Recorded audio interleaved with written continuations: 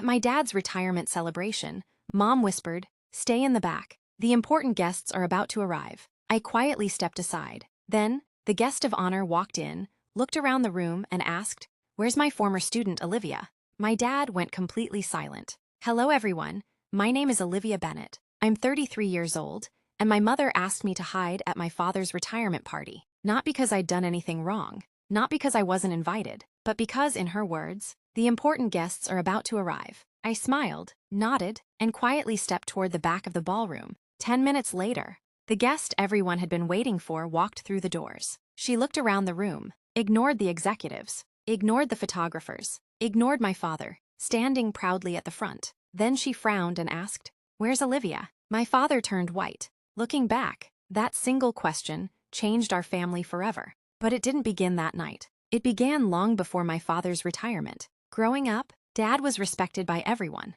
His name carried weight. For 38 years, he'd worked his way from junior engineer to chief operations officer of one of the largest manufacturing companies in our state. People admired him. Employees trusted him. His work ethic became legendary. At home, things looked different. He loved me. I never doubted that. But work always came first. Always. My older brother, Daniel, loved football. Dad attended every game, every championship, every awards banquet. Daniel wanted to follow Dad into business. That made conversations easy. I was different. I loved chemistry, physics, renewable energy. I spent weekends building tiny solar-powered projects in our garage. Mom used to smile politely. "That's nice, sweetheart." Then she'd remind me to clean up before dinner. Dad rarely asked about my projects. Not because he was cruel, because he assumed they were hobbies. He never realized they were becoming my future. By high school, I'd won several science competitions. When I qualified for the national finals, I begged Dad to come. "I'll try." He didn't. A meeting ran late. He called afterward. "I'm proud of you." I know, but hearing those words over the phone wasn't the same as seeing him in the audience. Eventually, I stopped asking. I graduated near the top of my class, earned a full scholarship, moved across the country for graduate school. There, everything changed. For the first time, people saw me before they saw my last name. Professors encouraged me. Researchers challenged me. Mentors believed in me. One of them was Dr. Eleanor Grant. She was one of the most respected scientists in clean energy research. Brilliant, demanding, kind. During my first presentation, she stopped me halfway through. My heart nearly stopped. Then she smiled. "You think differently. Don't ever lose that." Those words stayed with me. Years passed. I completed my doctorate, published research, led engineering teams. Eventually, I became director of innovation for one of the fastest-growing renewable energy companies in the country. My work appeared in professional journals. I spoke at conferences, filed several patents, every major milestone. I called home. Dad always sounded happy, then distracted. "Congratulations. We'll celebrate sometime." We never did. I stopped expecting celebrations. Instead, I simply kept working. Then, Dad announced his retirement. Mom called me personally. "You have to come." It would mean everything to him. So I flew home. The ballroom was beautiful. Blue and silver decorations. A stage covered with photographs from Dad's career. Every promotion, every achievement. Nearly 300 guests. Executives, city officials, business leaders, former coworkers. Everyone who had helped shape Dad's career. As I walked in, Mom hurried toward me. She kissed my cheek, then quietly whispered, "Olivia, the important guests are arriving soon." I smiled. "Okay, so stay toward the back for a little while." I blinked. "What?" She looked embarrassed. "The executives will be sitting in front. We don't want the seating to become confusing." For one brief second, I felt like the awkward teenager standing alone at another science fair. I simply nodded. "It's fine." She smiled with relief. "I knew you'd understand."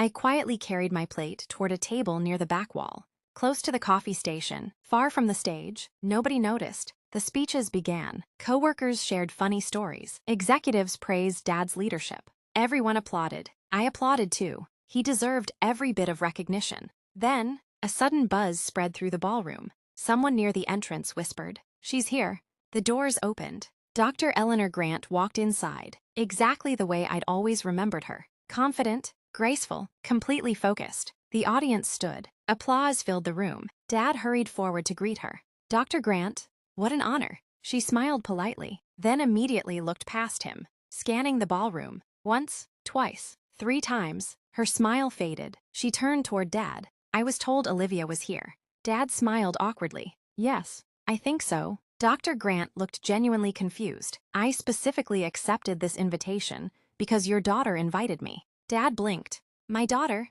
Yes, Olivia Bennett. I've worked with her for years. The room grew noticeably quieter. Executives exchanged curious looks. Mom slowly turned toward the back of the ballroom. Toward me. Dr. Grant followed her gaze. The moment she saw me, her face lit up. There you are. Before anyone could react, she walked straight past every executive, past the mayor, past the company's board members, past my father. She stopped directly in front of me, then hugged me. The entire ballroom stared. She laughed warmly. I've been looking everywhere for you. I smiled. So have I. She stepped back, then looked around the room. Confused, why are you sitting back here? Before I could answer, she looked toward my parents, then at the seating chart, then back at me. Her expression slowly changed. She quietly asked, "Didn't anyone tell them why I came tonight?" The room fell completely silent. My father's confident smile disappeared. He slowly turned toward me. What does she mean? Sometimes, people spend their whole lives chasing the approval of important strangers, never realizing the person they overlooked had already earned the respect of those strangers years ago. As Dr. Grant looked from me to my parents, and the ballroom waited for her next words, I knew my father's retirement celebration was no longer about his career. It was about a truth our family had ignored for far too long.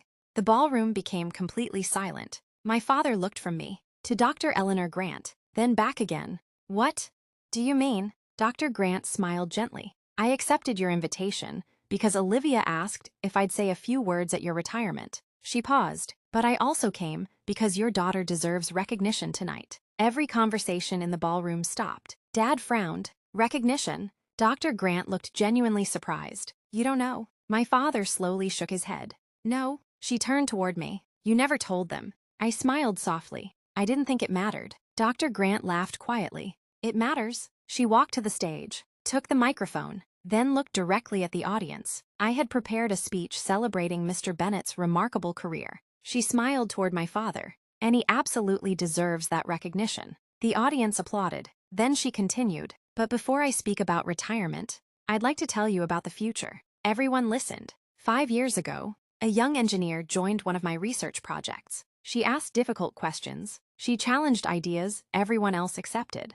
And every time someone told her something couldn't be done, she quietly went back to work and proved it could. She looked at me. That engineer was Olivia. My father slowly lowered himself into his chair. Dr. Grant continued. Today, her renewable energy designs are being used in communities across the country. Several executives looked surprised. One whispered, "I've read those reports." Another nodded. So have I. Dr. Grant smiled. 3 universities now teach case studies based on her work. She holds multiple patents. She leads one of the most respected innovation teams in our industry. The room erupted into applause. I wished it wouldn't. Not because I wasn't grateful, because my father looked completely overwhelmed. Dr. Grant wasn't finished. 6 months ago, our foundation created an annual award honoring engineers whose work changes lives. She reached toward the podium, picked up a small velvet box. I delayed announcing the first recipient because I wanted to present it tonight. She turned toward me. Olivia Bennett,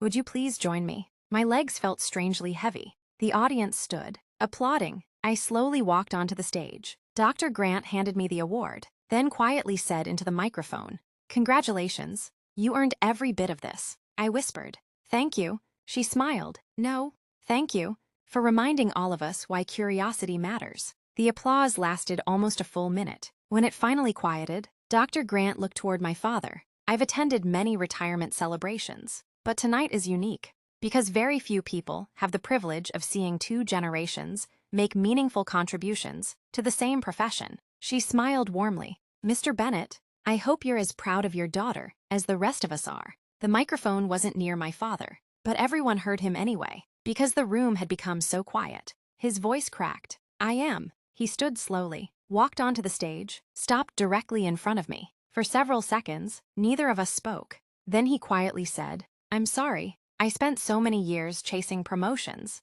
that I forgot to notice yours." Tears filled my eyes.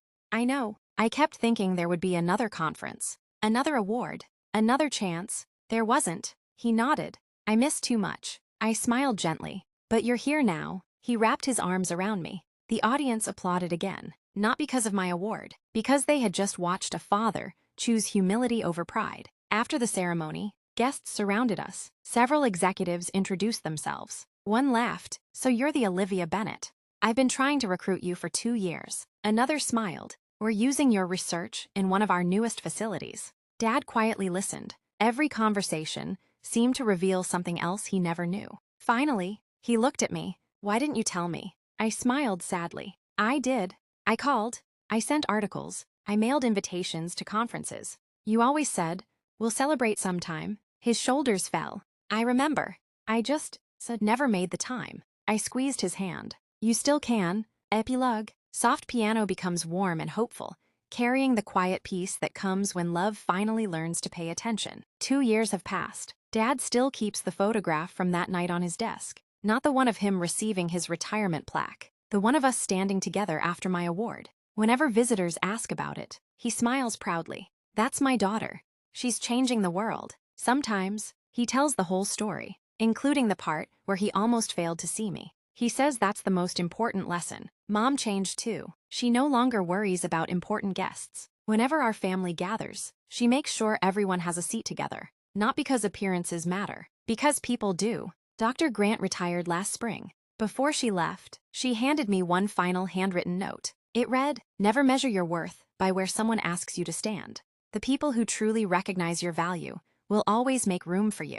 That note still hangs above my desk. Every morning, it reminds me that the right people never ask you to become smaller, so someone else can feel bigger. My thoughts. Looking back, the most important moment of that evening wasn't receiving an award. It was watching my father finally see me. Recognition from strangers is wonderful, but recognition from the people you love has a different kind of power. And if you're ever asked to stand in the back because someone else is considered more important, remember this: your value isn't determined by where you're seated. The right people won't just save you a place at the front. They'll proudly walk over, stand beside you, and make sure the whole room knows exactly who you are.